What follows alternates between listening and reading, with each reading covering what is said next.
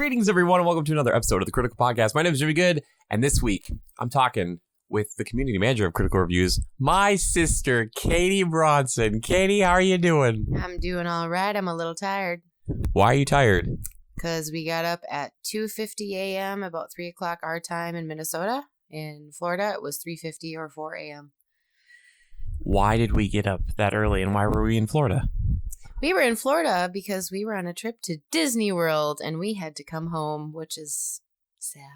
It is depressing, but we have family here, so it was nice to come back to them, right? Yes, absolutely. Yeah. So this is going to be a little bit shorter of an episode this week because I was gone, obviously, and actually Joe was with me, and I think we might do an episode where it's more so his kind of feelings and thoughts and reviews of things.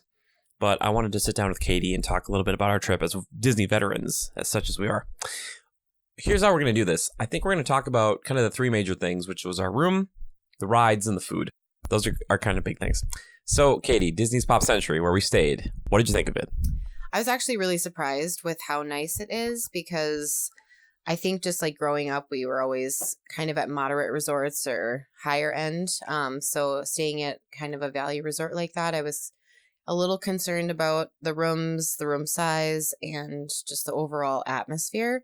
When I arrived there, I was really impressed by the room and just how the setup was. Everything was nicely laid out, and I think that it just kind of was nice contemporary look and feel. Even though we stayed in the 70s section, it was still cute, like in the rooms, pretty much. And there's plenty of space for places to put your clothes and such to be out of the way. So, yeah, I really liked it. What did you think? I liked it too. I think you touched on it really well there, being kind of more modern, you know? Yeah. And I think it's because of the recent refurb that this resort really stood out to me because the rooms themselves and then the Skyliner attached to them, which allowed us to get to Epcot and Hollywood Studios really easily, just made the resort feel like even more of a value, as it were, with the pun intended. But I liked the wood laminate flooring. I liked that there was space underneath the beds for storage, which was mostly just for like, we didn't really use that so much, but it's nice because they're kind of doing away with box springs in Disney, we found. But we had the pull-out queen for you, and then I just had the queen bed there for myself. So we had two queens, or you can just get a king-size bed in a room. What we didn't figure out until later is that we had an adjoining room with Joe and Haley, which was great, so it was very college-esque, but they had a standing shower kind of with a big glass door in their bathroom, and we had a bathtub with that, which you and I are used to. That's what they've always had typically. Yeah. So they clearly had like the adults like side, I think, and then we had like the kids side. Yeah. But I liked the Mickey theming above my bed. I like the Pluto theming above your bed, the lighting and everything, and the big like Samsung TV in there. I was like, this is nice. Like felt pretty good. And when you bring that queen bed down, it really like makes the room feel like kind of cozy. But if you put it up, it feels way bigger. Because I did that in Joe and Haley's one day while you were napping or something. And I was like, wow, there's a lot of space here.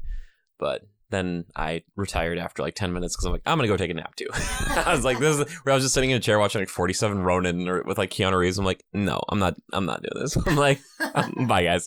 So I left them. I left.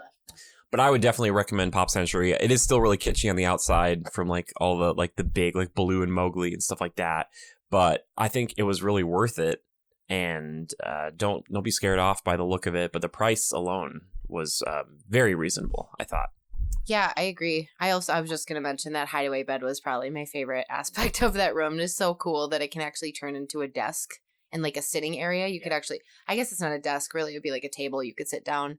And it has, I think, 2 chairs and then like a nice little area to stow snacks and things like that. And the refrigerator that's available is nice. You can see everything. It's clear in the front, which was cool because we had gotten a couple extra pops from when we had gone and done a late night at Animal Kingdom. So we were able to put stuff in the fridge without having, too much of an issue with space. So that was nice.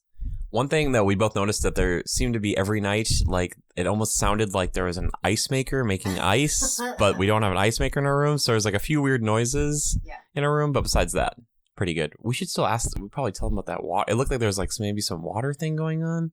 Yeah, I mean, it was kind of weird too because like Joe and Haley had mentioned that they had a guy come in like twice to inspect their room. And I wonder if they've been having some issues with like water damage because just from my experience working in an apartment complex, just seeing those water lines on the top ceiling, that is a pretty good indication that there's some leakage from the roof. So maybe that's what they're checking. And they don't want to let people know, like, hey, just so you know, you have possible roof leakage in your room right now, because they don't want that. It kind of takes away from the magic. But I don't know. I still think it was great value-wise. Perfectly good size room. I think it would be easy, especially with the Skyliner, to really want to stay there even more. Like you said, it's a big value point for me as well. Yeah, and we were right across the bridge, too, from Art of Animation, which I don't know if they've gone through a full refurb of their rooms. I think they kind of maybe did recently, but not the same way as Pop Century. But I'd say at Pop Century again, for sure. Yeah. I really would like to stay at Art of Animation as well. I just think that the rooms are a little bit differently themed, obviously. I think it'd be fun to stay in the Little Mermaid rooms. That's the reason we didn't stay there, because Joe was like, I'm not staying in a Little Mermaid room. That's what he told me. I know. I wanted to stay in them, of course, because they looked really cute. I saw pictures of them when we were looking originally. So yeah, I would have been fine with it. I don't care either way. I'm just like, it's a place to sleep. Let's go. Yeah, for sure. Let's talk about the food next.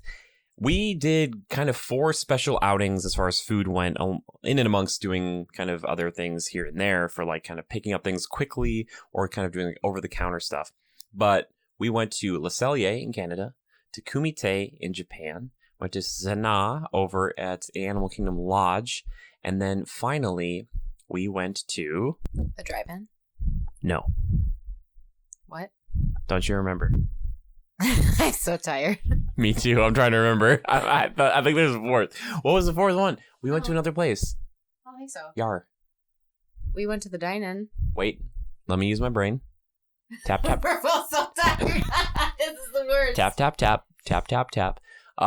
We went to Boathouse. Oh, yeah. Which apparently... Good Lord. Obviously, it was so memorable. God. Well, Katie... It was, honestly. I was going to say. The food was delightful. Yes, let me just take over this component. Please take it. I think we can just cut that out, maybe. Oh, we're leaving that in. Okay. We need it for time.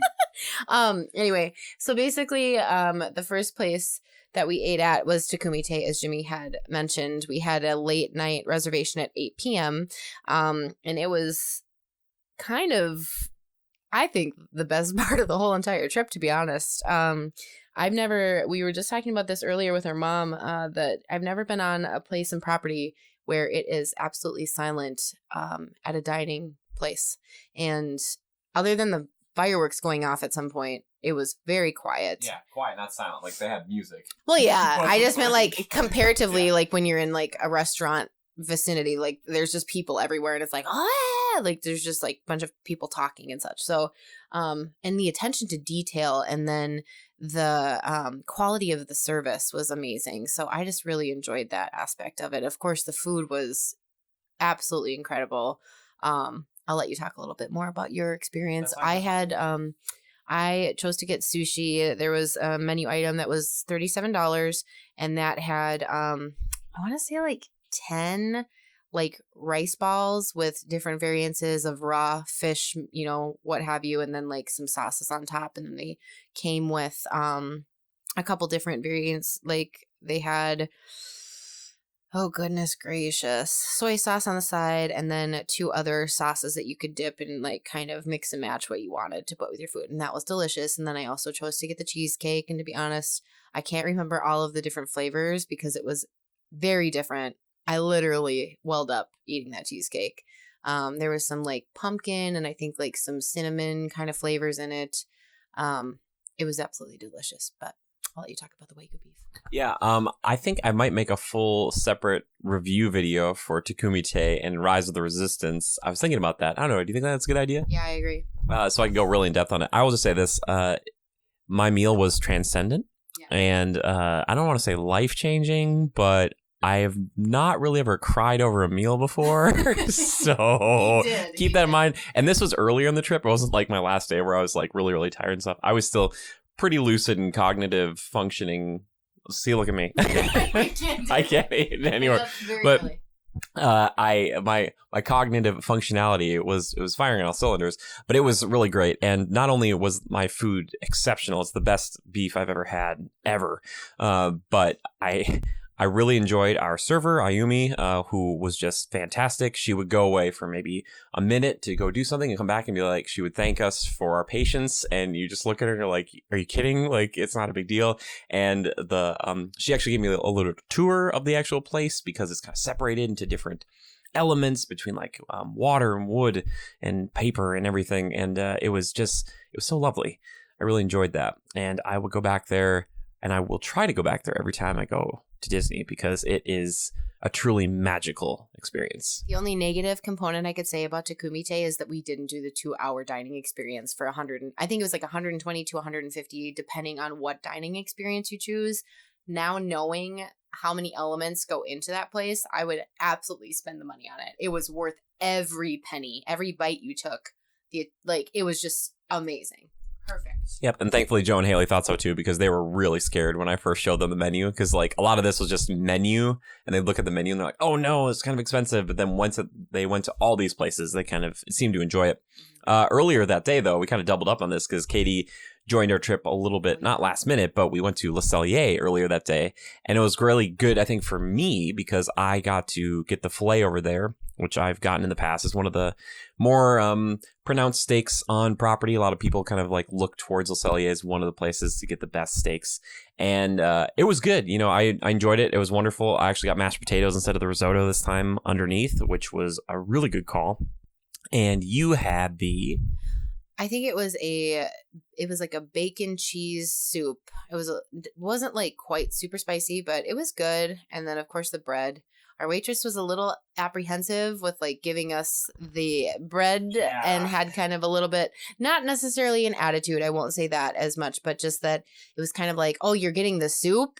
And then like a large pause as in like, why aren't you getting an entree? And I wonder if they have a lot of people go in there and just like get something cheap and then are, taking up space. But I kind of feel like that element should be, this is what I want on your menu and you have bread, so bring some more. And the bread is so good. And honestly, the soup for me was pretty filling, and just even having a piece of bread or two did it for me. I wouldn't have wanted to have anything else with that meal. Yeah, the problem is I think after it, on that day too, that one felt more like a restaurant to me. Yeah. And Takumi Ta felt like a true experience. Like it felt like something special. That felt like a Disney thing. And I love Le Cellier. I love the feel of it and everything, but it did feel kind of strange because it's not that the service was bad, but it definitely, she kind of would like 3 out of the 4 of us, not including myself, kind of, you got soup. Haley got soup, I think, and then Joe got like poutine, and then she kind of asked like, is that all? Like, is that all you're getting? She didn't ask it in like, oh, is there anything else that you'd like? It needs to, it felt a little antagonistic or like, oh, okay. I was like, all right. And then when you asked for more pretzel bread. I asked for more pretzel bread and she's like, well, I guess because that goes well with soup or something to that effect. And I was just like, what a response. This is not a very magical experience, but I got my damn pretzel bread. Exactly. That's all we wanted there. But the steak was still great. Boathouse, we did mention it too. Katie and I both got the peel eat shrimp. We're both shrimp fans, and Joe got the swordfish. Haley got the... She got a, is it Angula? Oh, Andouille? I'm so tired. And we're going to say Andouille and like a lobster mac and cheese, which looked really good. She said it was very filling. And of course they have these amazing rolls that come out. And unlike Le Cellier, they will continue to bring you rolls until you are ill. Like within instance of you finishing a plate of it, they come out with 8 on the first bit. And then I think like depending on kind of where you're at, I think the second time we got 4 and then the third time we got 8. And they're not like huge rolls, but you could fill up on them. And I think there's like a honey kind of glaze that goes throughout. And then they come with like this really lovely salted butter. It's just incredible. Yeah. The shrimp was good too. Yeah, exactly. I like the shrimp too. I was going to say, I think out of all of our 4, it kind of is fighting for that last place maybe between the 4 that we did. I liked it. It's not something I'd rush back to, but I enjoyed it. And it was actually pretty reasonably priced because Katie and I got the peel and eat shrimp, which were actually technically appetizers, I guess. We didn't do like full like steaks or fish or anything like that like Joe did, but he got a lot of food for his swordfish and all the stuff that he had with it. So that was the one he wanted to go to the most. And it's over in Disney Springs, so it's kind of a ways out of the way if you're not going to be there already.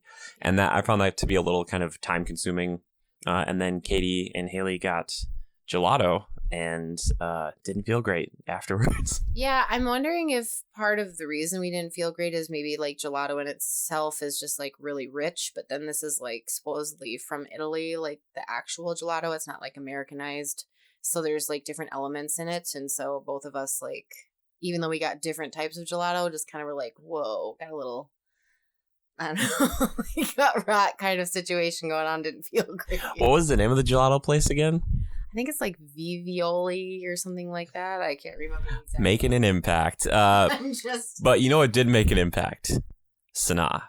Sanaa was probably other than Takumi Ta, was my favorite experience. I am so happy when I get to make an executive decision, especially when it's one that crushes. And we're sitting there at this beautiful spot over at Animal Kingdom Lodge. We got this great table next to a window. We saw this giraffe booking it like a weirdo because there was dinner. So I was doing this weird kind of gallop. We saw wildebeest, Ankole cattle, crowned crane, and Kakinde, the guy who sat us down. We were chatting with him, and Katie actually has been over to Africa, and they talked a little bit about Johannesburg and stuff.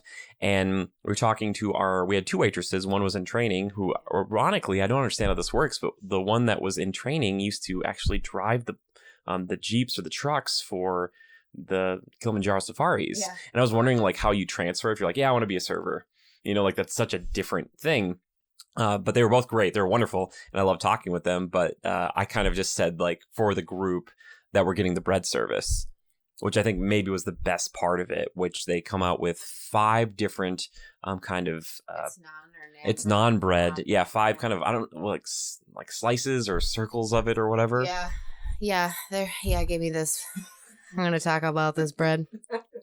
This bread. There was like different flavors added on, like either a spice or, you know, like a garlic butter spread.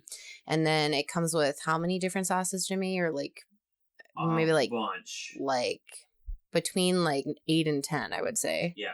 And how they explain it is it goes, you know, spicy all the way to sweet. And you can mix and match things. And it actually is, I don't even know. I would kind of like to figure out how many different variations you could have, like with the bread and the different sauces, because there are many, like probably millions, honestly.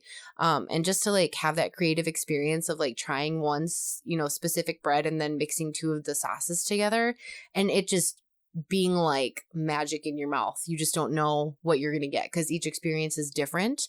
And for 4 people, I felt like you could even have more people with the bread service. The bread service was $18, which seems like it would be a bit spendy, but the amount of food and the attention to detail, I think, really sets it apart, and that's why people go there, and that's a specific menu item. Looks like Jimmy looked it up. What'd you find out? Okay, so here's what it comes with. Indian style bread service, so 5 breads with 9 accompaniments. Okay. So you get the traditional naan, the garlic ginger naan, spice naan, onion kulcha, or paneer paratha. I don't really know the difference between all of them because we were just slamming them. These were like the kind of sauces that came with it. The cucumber rata, roasted red pepper hummus, mango chutney, the best one, tomato date jam, tamarind chutney, coriander chutney, garlic pickle, red chili sambal, or spicy jalapeno lime pickle. I think we had all of those. Yeah, that pickled garlic, they came out with like actual cloves of garlic, but it looked like they had somehow cooked it or what have you. So it wasn't like hard chunks of it. It was soft. Yeah. And so I destroyed that. That was probably my favorite other than the cucumber one. I liked that. Haley had done some mixing and matching of things, and so we were like talking to each other about the different variations we were making and trying each other. So that was even cool too. And then for dinner, I got chicken curry, and it came out in 3 different variations of bowls. So it had rice and then the curry and then like the coconut whatever. I don't know how it works. But anyway, I'm sitting there like, how do I eat this? And so I asked her waitress, I'm like, what's the easiest way to eat this? She's like, well, traditionally they come out and it's all mixed together. But we've had people come in being like, well, we don't really want it all mixed together because people get weird about their food. I'm like, why wouldn't you want to? Because once you mix it, the combination is just like, it's amazing. I don't know how to explain it. I will say that the next day I was feeling it. Yeah, lots of restroom breaks, but it's a little spicy. Sanaa backlash is Katie's term for it. And then I like throughout the park, I'd be like Revenge of Sanaa, like basically but it was so good. I would personally eat it again because it was so tasty. It's just like my body just does not function well with it. Haley got like a vegetable, I think that had like rice and different sauces in it. And then you and Joe got some combination of meats. I was going to look it up because I forgot exactly what was on it. There was a sausage, lamb, and one other, like a beef, I think. Yeah, it was called the... Hold on, I know it off the top of my head. I'm just kidding. It is the... the South African braviles is what we were calling it. Yeah. They call it fire-grilled meats with traditional accompaniments. Basically, what that means is we had the, like Katie said, there was a sausage that was there. There was also, I think, lamb and beef. I thought it was pork, but the lamb was incredibly good. Yeah, it was so good. Again, this was on, so we had this on Wednesday night after Tuesday. And so Tuesday wrecked me because, Wagyu beef and my life had changed. So nothing will compare, but it was still really good. And I really enjoyed it. It had mashed potatoes, but it was like a special type of it was a special different type of mashed potatoes. They were like greener. I think it was like Indian inspired. It was spiced differently. So you would have to have a specific palate to really enjoy that. I think a lot of people, it would either be like a love or hate relationship with those mashed potatoes. Cause there was a couple bites I was like, not my jam, but then I was like, okay, I get it, so. Yeah.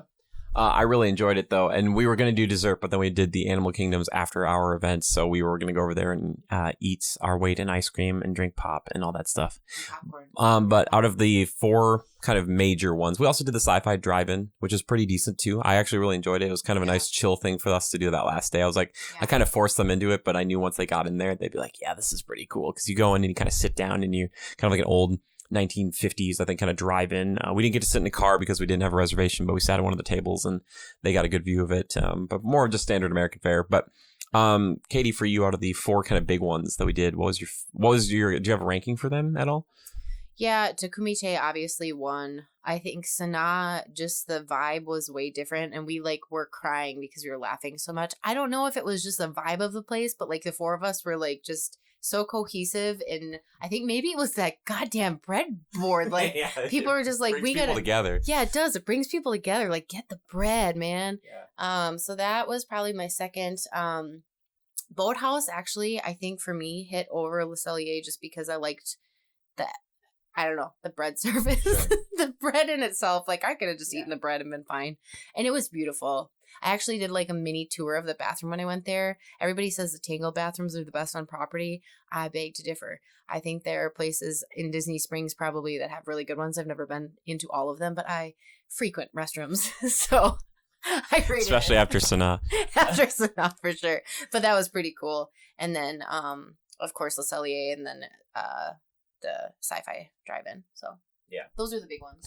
I guess for me, again, it would probably be Cellier and Boathouse kind of fight for that 3rd spot or 4th spot, as it were. Yeah. Sanaa, number 2, and then Takumi Ta. Takumi, it's kind of like movies now. Takumi Ta, for anyone who watches or listens to me over the years, it is, for me, what Lord of the Rings is for movies. I don't even want to rate it because it's just it felt like perfection. And I could stare at it and try to fix things, but there's nothing to fix.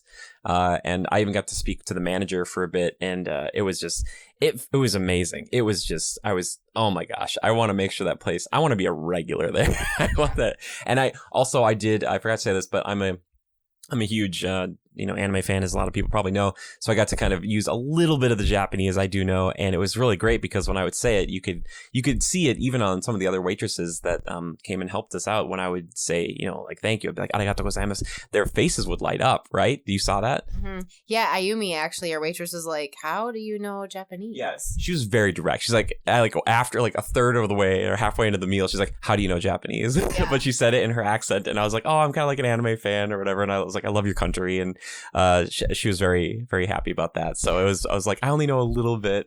So it was great. It just makes me feel great. So let's just finish up here on the rides.